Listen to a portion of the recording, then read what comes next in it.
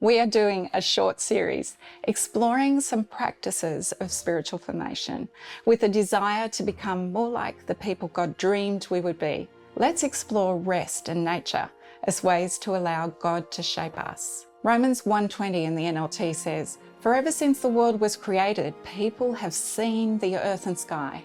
Through everything God made, they can clearly see his invisible qualities, his eternal power and divine nature, so they have no excuse for not knowing God."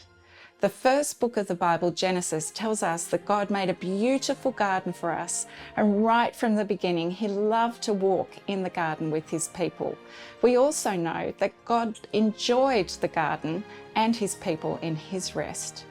In the book of Romans, Paul challenges any excuse we might have for not being aware of God. He reminds us that nature speaks constantly in metaphors of God. We just need to take time to pay attention.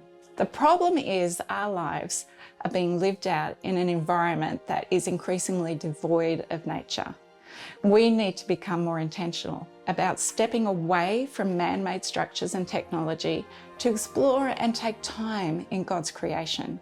Transformation happens as we discover a rest that refreshes our spirit, even in one deep breath spent in God's creation. No demands, no pressure or rush to perform or achieve. Be reminded that God is God and we are not. Let's try this practice today.